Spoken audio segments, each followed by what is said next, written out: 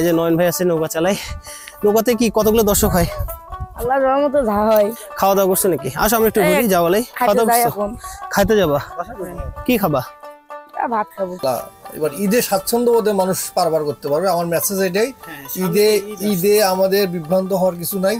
আমরা বালাসী ঘাট মূল পয়েন্ট থেকে এবার নৌকা বা লঞ্চ পরিচালনা করতেছি।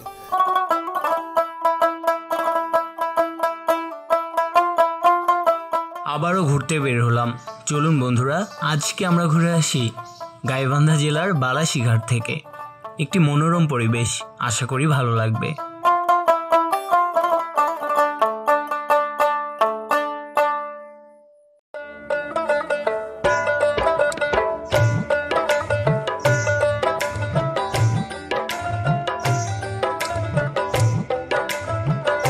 আসসালামু আলাইকুম, সবাইকে নতুন আরও একটি ব্লগে স্বাগত জানাচ্ছি। আজকে কবি জীবনানন্দ দাশের একটা কবিতার কথা মনে পড়ে গেল। বাংলার মুখ আমি দেখিয়াছি, তাই আমি পৃথিবীর রূপ খুঁজিতে যাই না আর।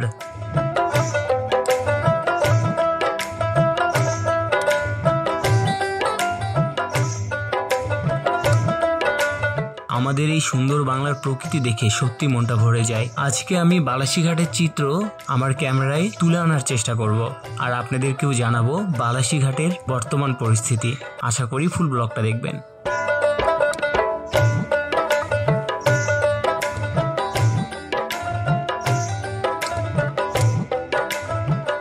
আজকে মূলত আমরা বালাসী দিয়ে রওনা দিয়েছি। গাইবান্ধা, এটা হচ্ছে গাইবান্ধার একটি স্পট বালাসী ঘাট। আর গাইবান্ধা কিন্তু নদীমাতৃক দেশ। এখানে বালাসী ঘাটে অনেক পর্যটক যায়। তো যারা আমার ব্লগটা দেখছেন অবশ্যই ফুল ব্লগটা দেখবেন, তাহলে অনেক তথ্য পেয়ে যাবেন। তো বরাবরের মধ্যে আমার সাথে আবারও আমার ছোট ভাই আছে, আমরা ছোট ভাই মিলে ট্যুর করছি। তো আজকে আমার শেষ দিন, আজকে এখানে ট্যুর শেষ করে তারপর আমরা ঢাকায় ব্যাক করবো। তো যারা আমার ঢাকার ব্লগগুলো দেখেনি তারা কিন্তু ঢাকার ব্লগগুলো দেখতে পারেন। তো চলুন যাওয়া যায়।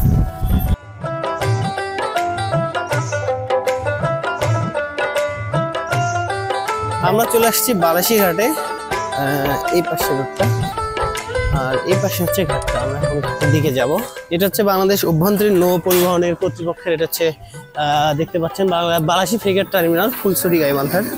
আমরা এই টার্মিনালের এই জায়গাতে আছি।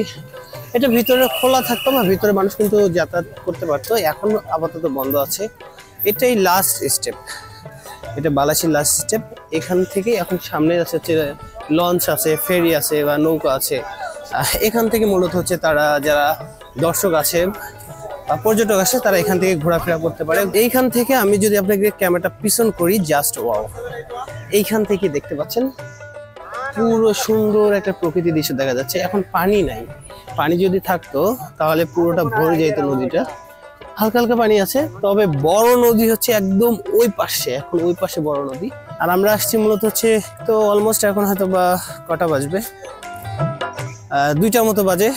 আর নদীর এই দিকগুলোতে আসলে আপনাকে সবসময় সতর্ক থাকতে হবে, নিজেকে সতর্ক রাখতে হবে। কারণ কি জানেন, রাস্তাঘাটগুলো খারাপ, যে কোনো সময় পড়ে যেতে পারেন। এখন মূলত হয় যে আমি এখন পুরো শুটটা দেখাই। দেখতে পাচ্ছেন এটা হচ্ছে মূলত পুরোটা হচ্ছে বালাসী ঘাট, বালাসী ঘাটের অঞ্চল এটা। এখান থেকে নৌকা যায়, নৌকা এই পার থেকে ওই পারে যায়, যার পর ওই পারে মানুষ ঘোরাফেরা করে ধরে চলে আসে। এটা ফুচকা হচ্ছে, এখান থেকে ফুচকা খেতে পারবেন। এখানে কিছু ছোটখাটো স্টল আছে। তবে আর এখানে দেখেন অটো কিন্তু লাস্ট স্টেপ পর্যন্ত, এখানে পর্যন্ত অটো চলে আসছে। এখানে খাবারের কিছু স্টল আছে, দোকান আছে, এখানে খাবার আছে, মানে নাস্তা টাস্তা করতে পারেন। চার্ট দেয়া আছে নৌপথে, আপনারা যদি যাত্রা করেন সেই নৌপথের একটা চার্ট দেয়া আছে। ফ্যামিলি নিয়ে যদি আপনারা ঘুরতে আসেন, তবে বিকেলের টাইমে যদি আসেন তাহলে অনেক কিছু দেখতে পাবেন। এখানে আপনি চাইলে রিজার্ভ নৌকা নিতে পারবেন। ফ্রেন্ডস সার্কেল একত্রিত হয়ে আপনারা কিন্তু চরগুলো ঘুরে আসতে পারবেন।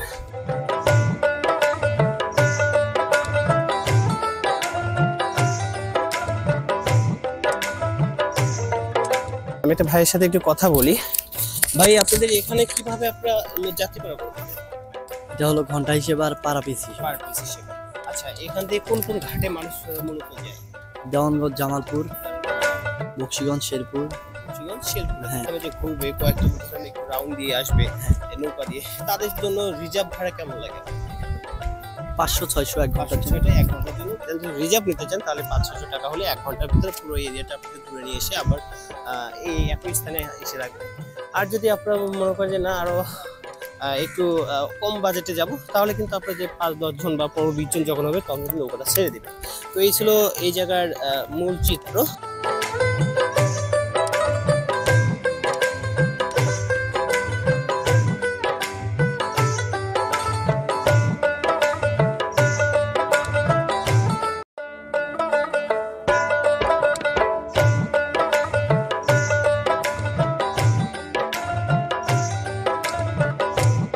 এই যে নয়ন ভাই আছে নৌকা চালায়। নৌকাতে কি কতগুলো দর্শক হয়? আল্লাহর রহমতে যা হয়। আল্লাহর রহমতে যাই হয়। কতদিন ধরে এখানে আছো তুমি? তার বছর 2-3। বছর 2 দিন। খাওয়া দাওয়া করছো নাকি? আসো আমি একটু বলি, যাও বলে খাওয়া দাওয়া করছো? খাইতে যাবা? কি খাবা? ভাত খাবো। কি এইটাই মূলত হচ্ছে বালাসীঘাটের চিত্র। তবে বালাসীঘাটের ভালো চিত্রটা আপনাকে দেখলে হবে না, এখানে খারাপ কিছু চিত্র আছে।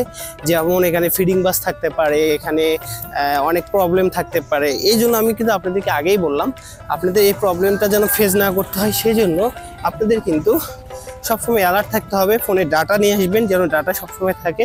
আর সবসময় 999 কল তো আছে, যেন সাথে কল দেওয়া যায়। নেট যেন সবসময় ঠিক থাকে। আর কোনো যদি আপনার ভালো লোক যেন থাকে, তাদের সাথে কথা বলে আসতে পারেন, বা পুলিশ বা আনসার যারা আছে পুলিশের সাথে কথা বলেও আপনার ভালোভাবে নিরাপত্তা সেফটি আগে নিয়ে তারপর কিন্তু রওনা দিতে পারেন। কারণ সব জায়গাতে সব কিছু ভালো হবে এমন না, অনেক কিছু আছে সবসময় যে একটু খারাপও থাকতে পারে। কাজেই সব কিছু আপনাকে বিবেচনা করে আসতে হবে।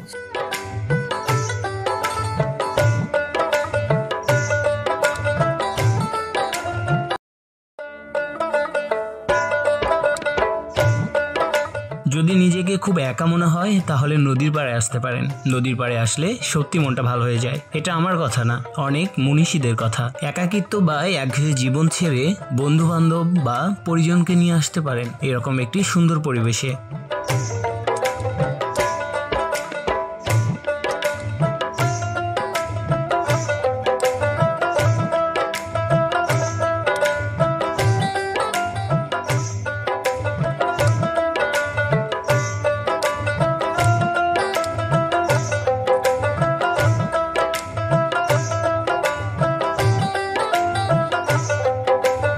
বাড়ি কোথায়? আমার বাড়ি হলো একাডেমি। এইখানে পাশে। এই নৌকাটা কতদিন ধরে বানাইছেন? নৌকাটা বানানো প্রায় 12 বছর হলো। 12 বছর হয়ে গেল। 12 বছর ধরে এই নৌকা দিয়ে পার করছে। চলছে এটা। পার করেন, কত মানুষ যায় আসে? আপনি কেমন আসি। লাগে? ব্যবসা করলে তো ব্যবসাকে ঘৃণা করা যায় না, ব্যবসাকে আপন বলিয়ে মনে করা লাগে, যাই হোক। ভালো লাগার কথাটা বলুন। ভালো ভালো লাগে। ভালো লাগে। মানুষের সাথে যাচ্ছে, মানুষের সাথে সম্পর্ক হয়ে যাচ্ছে। হ্যাঁ হ্যাঁ হ্যাঁ। আর এখানে মনে করেন যখন প্রতি খেপে যান কতগুলো করে লোক? গুদেরা খাওয়া কখনো একাই যাওয়া লাগে, কখনো 10 জন, কখনো 20 জন, কখনো 50 জন, কখনো 2 জন। সারাদিনে কতগুলো তেল যায় আপনার দেশে? 3 লিটার 3 লিটার তেল। এটা সারাদিনে যায়? সারাদিন।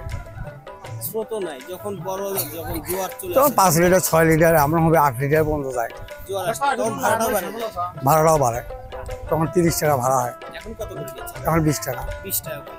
20 টাকা করে পার পিস যাওয়া আসা। যাওয়া মানে আসা। একবার 20 টাকা দিলে সে আসতেও 8 টাকা লাগবে। আর লাগবে না। যখনই আসো, লাস্ট টাইম হলো 7:30টা, এর মধ্যে আসলে তার কোনো বিপদ নেই। আর 7:30টার পর যদি থাকে তাই বিপদে বলো। আমার ছেলে নেই রে বাবা, আমার 3টে মেয়ে। হ্যাঁ, 3টায় বিয়ে দিছি, একটা দিছি যখন অষ্টম শ্রেণীর পরে, তখন 3টাই নিগুড়েই। নিকটে, তাহলে সমস্যা নেই।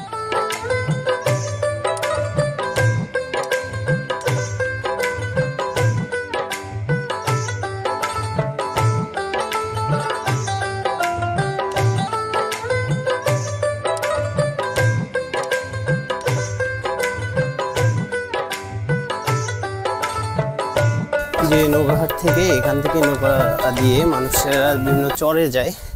যারা যে চরে যে থাকে তারা কিন্তু সেই চরে এখান থেকে যেতে পারে। এখানে সময়ের একটা ব্যাপার দেওয়া আছে, দেখেন সময়ের কটা থেকে কটা নৌকা ছাড়বে পুরো ডিটেলস দেওয়া আছে। আর এখানে হচ্ছে এখানে টিকিট কাউন্টার আছে। আপনার টিকিট কাউন্টার থেকে টিকিট নেবেন, নেওয়ার পরে নৌকাতে ভ্রমণ করে আপনারা কিন্তু আপনাদের নির্দিষ্ট গন্তব্যস্থলে যেতে পারবেন। আচ্ছা, আমি একটু ভাইয়ের সাথে কথা বলি। আমাদের উত্তরবঙ্গের যেনারা জামালপুর, ময়মনসিংহ, নেত্রকোনা, শেরপুর আর গাজীপুরের এক অংশটা তারা যাতায়াত করে উত্তরবঙ্গ থেকে গভর্নমেন্টের জব, প্রাইভেট জব, এনজিও তারা আমাদের এই পাশের অনেক একটা বড় একটা অংশ তারা এই পাশে পরিমাণ মানুষজন আছে ঢাকায় যায়, ঢাকা থেকে তারা এখানে আসে, ঢাকা থেকে এই পাশ দিয়ে তারা ব্যাক করে এই পাশে ব্যাক করে। হ্যাঁ, সব এখান থেকে যদি জামালপুর যাই জামালপুরের নৌকা পাওয়া যায়। হ্যাঁ, কুলকান্দি আমাদের এখানে নৌকা যায় না, দেওয়ানগঞ্জ বালাসী বাহাদুরাবাদে নামতে হবে। এখান থেকে সে দেওয়ানগঞ্জের ভাড়া কত লাগে? ভাড়া আমাদের 300 টাকা। 300 টাকা। জি। আর জামালপুরের ভাড়া?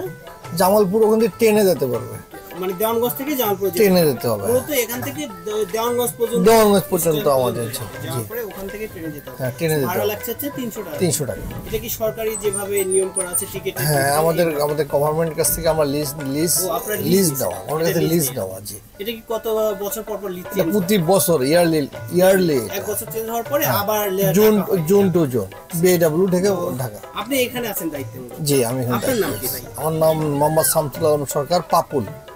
শামসুল আলম সরকার, পাপুল ভাই। জি। তো আপনারা যারা আসবেন তারা কিন্তু পাপুল ভাইকে দেখতে পাবেন। এখান থেকে মূলত হচ্ছে যারা জামালপুরে যেতে চান, ঢাকায় যেতে চান, এখান থেকে খুব তাড়াতাড়ি শর্টকাটে আমাদের লঞ্চ আছে, এখানে লঞ্চও আছে। আমাদের লঞ্চ আছে। আমরা নাব্যতার কারণে লঞ্চ আপাতত চালাতে পারতেছি না, পানি শর্টের কারণে, পানি নাব্যতার কারণে। খুব শীঘ্রই লঞ্চটা চালু হয়ে যাবে ইনশাল্লাহ। আমাদের আর 1 মাসের ভিতরে হয়তো পানি চলে আসবে। পানি আসলেই আমরা লঞ্চ চালাবো। লঞ্চ চালানোর জন্য যথেষ্ট চেষ্টা করতেছি, ড্রেজিং হচ্ছে ইনশাল্লাহ। এবার ঈদে স্বাচ্ছন্দ্যবোধে মানুষ পারাপার করতে পারবে, আমার মেসেজ এটাই। ঈদে আমাদের বিভ্রান্ত হওয়ার কিছু নাই। আমরা বালাসী ঘাট মূল পয়েন্ট থেকে এবার নৌকা বা লঞ্চ পরিচালনা করতেছি। আপনারা সরাসরি বালাসী ঘাটে আসতে পারবেন। লাস্ট ইয়ারে আমাদের একটু ভোগান্তি হয়েছিল, আমরা নদীর সামনে ছিলাম। এই ইয়ারে ইনশাল্লাহ আপনারা বালাসী ঘাটেই নামতে পারবেন। এখান থেকে গাড়ি, অটো বিভিন্নভাবে আপনার গন্তব্যে বসতে পারবেন। Thank you. এই নৌকাটা মূলত হচ্ছে দেওয়ানগঞ্জে যাবে, বাহাদুর ঘাট যেটা বলে, বাহাদুর ঘাটে যাবে, দেওয়ানগঞ্জে যাবে। যারা জামালপুরের উদ্দেশ্যে যেতে চান তারা কিন্তু এই ধরনের নৌকাতে করে যেতে পারবেন। তবে পানি বেশি নাই, রিক্সের কোনো কারণে খুব সহজে ইজিভাবে আপনারা কিন্তু যেতে পারবেন। এগুলো হচ্ছে তেলবাহী নৌকা, ট্রলারের মতো মেশিন ইঞ্জিন চালিত নৌকা। এই নৌকার মাধ্যমে আপনারা যেতে পারবেন। ও আপনাদের একটা কথা বলাই হয়নি, আমরা কিন্তু এই বালাসীঘাট থেকে রসুলপুর গ্রামে গিয়েছিলাম। রসুলপুর গ্রামের ব্লগটি আমাদের ডিসক্রিপশনে দেওয়া আছে, চাইলে দেখে আসতে পারেন। আবারও নতুন কোনো ব্লগে দেখা হবে। আসসালামু আলাইকুম।